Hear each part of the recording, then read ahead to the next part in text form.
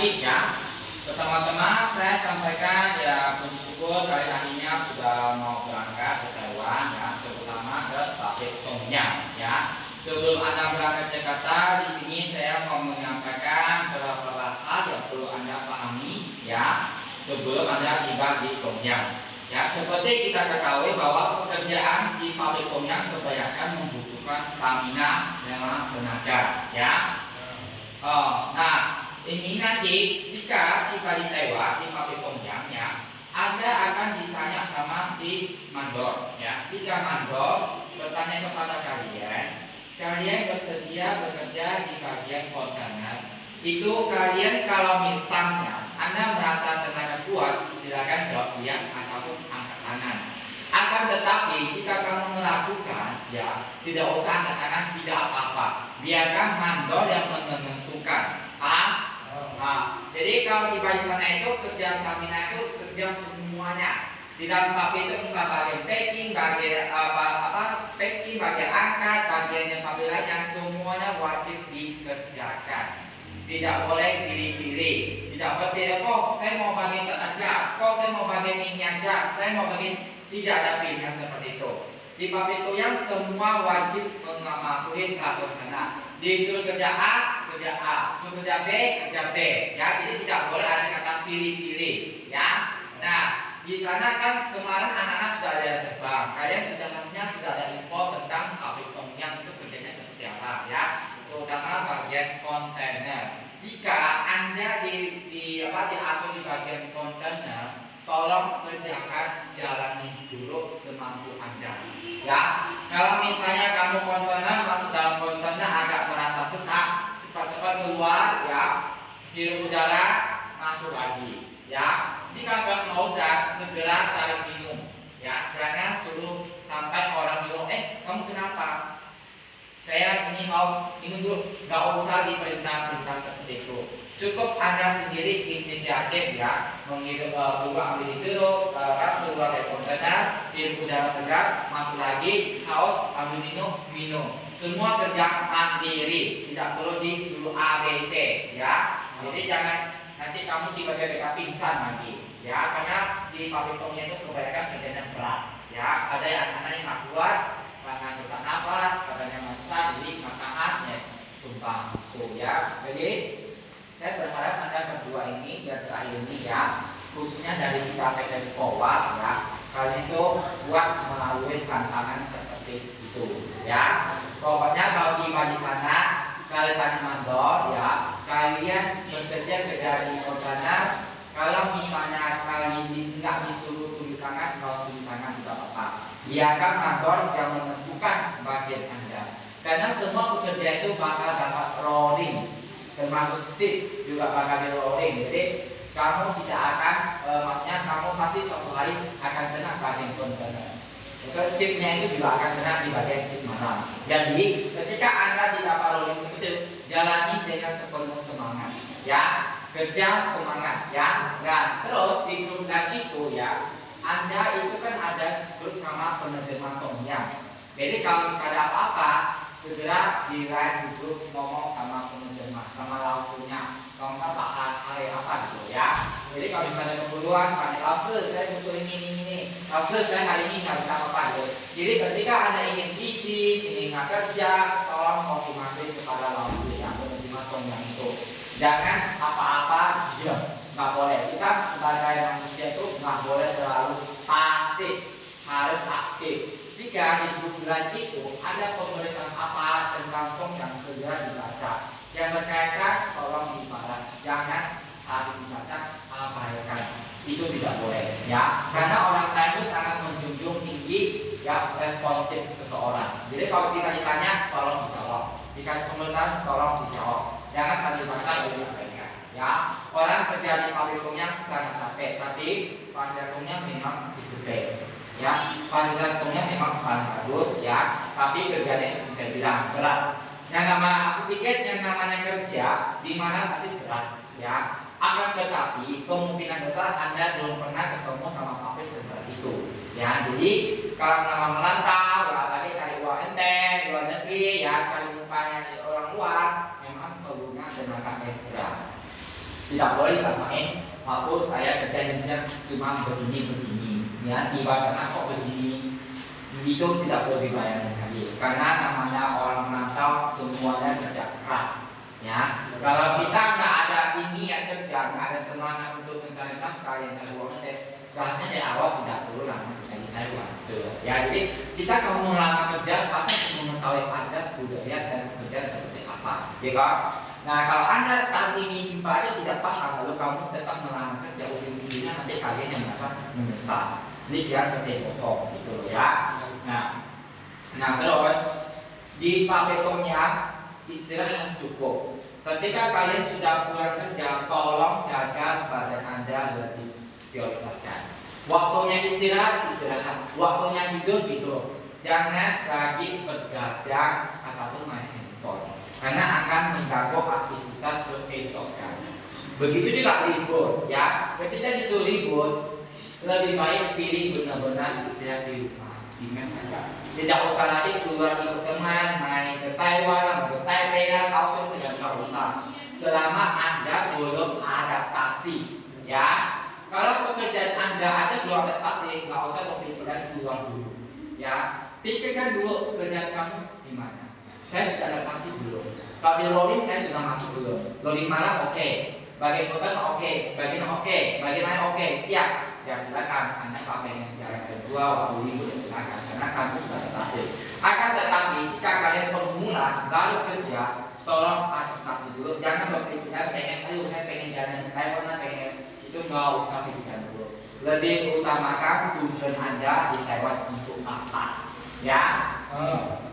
Terus nanti kalau misalnya mandor yang suruh Anda kerja, ya, lakukan sesuatu itu dengan benar, dengarin, ya. Orang di sana kadang mungkin senior suaranya keras, jadi harap maklum. Kalau kita kerja di lapangan, istilahnya kayak kakak itu kan seperti kuli, dibentak-bentak, disuruh-suruh, itu sudah hal yang wajar. Jangan selalu ambil di dalam hati. Ya, ingat ya, kita kerja luar negeri jangan selalu bandingkan dengan Indonesia. Paham? Nah, dan selama kerja itu dilarang main HP, itu memang dari ujung dunia sampai sekarang memang aturan seperti itu. Ya, kalau kerja pabrik ya fokus kerja, nggak usah sibuk-sibuk di HP.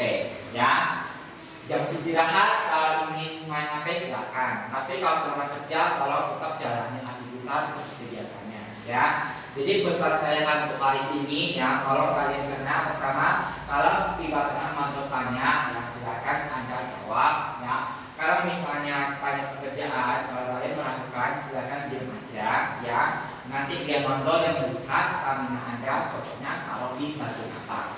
Ketika kita ada di bagian apa, tolong jalani sepenuh hati dulu ya. Jangan kerja sebentar yang aku gini, jangan begitu, jangan putus asa. Selama Tuhan masih yakin sama kamu, ya kalian masih percaya sama diri sendiri, gitu loh ya. Ya, jika memang kondisi sangat drop banget, silakan ngomong sama langsungnya, penerima tongnya ya. Kerja tetap kerja, tapi orang pasti punya batasnya. Kalau sudah memang kamu sudah mengusahakan, sudah benar-benar kuat, tolong sampaikan kepada penerima ya. Jadi itu paling penting, itu poin satu. Yang kedua, di halaman HP selama Anda kerja ya. Terus malam kalau pulang sudah istirahat, nggak usah fokus HP lagi ya. Biar istirahat Anda besok keesokan harinya sampai malam kuat ya. Nah, poin ketiga, ketika Anda kerja, tolong perhatikan lingkungan kerja Anda. Jika kalian yang bagian kontenan, ketika kamu yang kontennya kan belum masuk ya, kalau memang perlu udara segar, segera dulu sendiri, perlu minum sendiri, nggak usah disuruh-suruh, nggak usah begini-begini. Kerja harus mandiri, bisa aktif ya. Nah, jadi keempat, tidak boleh membantah dan memilih pekerjaan. Semua pegawai di pabrik itu jika disuruh silakan dikerjakan. Jangan bilang saya tidak mau, saya maunya A. Nggak bisa begitu. Harusnya kita sebagai pekerja itu nggak punya hak untuk memilih pekerja ya. Ingat ya, itu bukan hak Anda ya, tapi itu kewajiban Anda menjalani perintah pabrik. Jangan sebalik itu ya. Sedangkan terus untuk pekerjaan-pekerjaannya yang kemarin kalian tanyakan tetap yang bagian ngecat sama bagian kontainer. Tapi faktanya di dalam pabrik semua akan dapat rolling. Jadi di luar dugaan nggak kemungkinan cuma bagian ngecat, nggak kemungkinan bagian kontainer. Ada bagian gudang, ada bagian forklift, ada bagian packing gitu ya. Kalian silakan kalau kalian sama teman-teman kemarin belum pertama ada sekali dapat sebagai apa. Akan tetapi itu juga nggak berlaku selamanya. Pasti suatu hari akan di rolling ya. Pokoknya Tongnyang memang memberi fasilitas paling bagus untuk TKI. Sebaliknya Anda juga sengaja bersyukur ya. Dan gimana Anda menempatkan diri Anda beradaptasi dengan lingkungan baru Anda ya. Oke. Nah, Tongnyang ini kalau sekali kontrak tetap 3 tahun ya. Bagi yang sudah menikah, jika ke depan kamu merasa papi ini bagus ya, kamu kalau ingin merekomendasi istri Anda atau saudara Anda, silakan kontak sama agensi Bintong ya. Biasanya papi ini itu juga bersedia buka lowongan untuk cewek, tapi untuk bagian saya tidak tahu karena kemarin waktu interview memang ada cewek istrinya TKI lama di situ. Jadi kemungkinan besar memang ada job buat cewek ya. Kalau misalnya Anda suami istri bisa ke situ kan, alhamdulillah ya kan. Tapi kalau memang tidak ada minat seperti itu, ya silakan dihapus dulu. Ya intinya tetap kepada diri Anda sendiri. Matangkan diri Anda sendiri, baru pikir orang lain. Ya kalau Anda sendiri belum adaptasi, jangan pusing-pusing menjadi saudara nanti itu mau itu nggak usah dipikirkan. Ya diri sendiri benahi dulu, ya kuatkan dulu. Oke. Jadi sekiranya saya perkenalan tentang Tongnyang seperti itu ya. Pokoknya intinya tidak boleh membantah. Tongnyang tidak suka anak yang membantah. Kalau disuruh kerja walaupun anak anggap sepele, tolong kerjain dengan serius ya. Misalnya disuruh belajar oke, serius belajar, nggak usah bercanda-bercanda, nggak paham langsung tanya. Karena sekali ada bercanda mereka mengira kali itu mempermainkan, nggak boleh begitu ya. Mungkin di Indonesia mungkin kita kira ya biasa aja, tapi mungkin bagi mereka ya bukan biasa aja. Tapi keterlaluan. Jadi kita tidak tahu prinsip mereka seperti apa. Kita karena perlahan memang pengen uang ente, jadi kita harus mengikuti seperti apa prinsip kita mereka.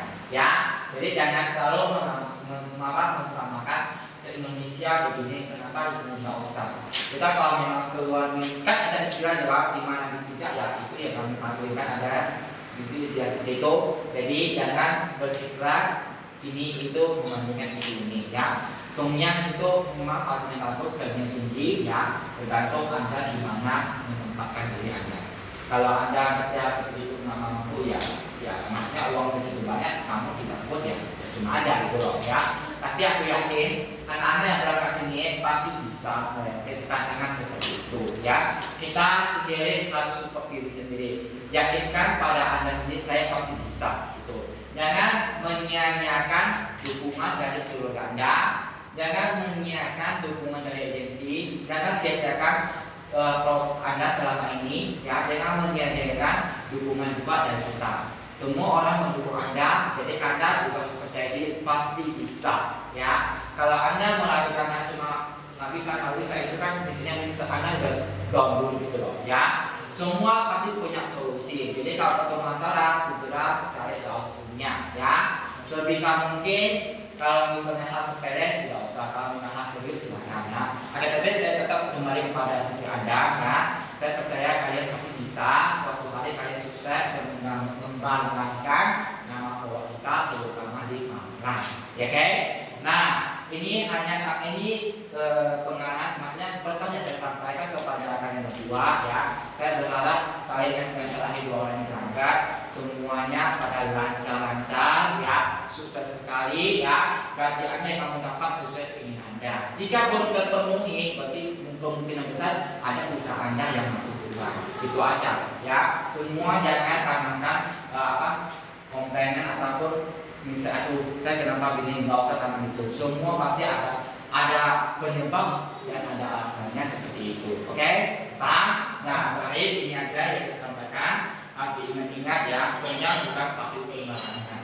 Dia di publish itu ada sekitar 3.000 orang. Kamu bisa bayangkan kalau karyawan punya 3.000 orang, ya publishnya segede apa? Itu loh ya. Publish A, publish B itu nggak bisa pakai jalan kaki. Harus minimal pakai sepeda motor atau sepeda. Kalau nggak kamu ngamalkan di tempat. Nanti kalian bisa masukkan. Nanti kalau tiba di Tongnyang kalian pasang shock. Wow, segede gini. Karena memang kemarin TKI semua pada shock. Publishnya sangat gede sekali. Bila ini kalau satu mal ini bisa bilang hampir separuh itu public gede, kamu bayangin segede itunya. Memang dia bilang public gede bermanfaat 100, ya tapi ya pekerjaannya ya begitu, ya benar-benar tidak bisa fokus cuma satu bagian. Oke? Nah sekian dari penyampaian saya, itu aja yang saya sampaikan. Semoga Anda sukses. Oke, terima kasih atas waktunya ya. Jayo, jayo. Oh, oke. Ya.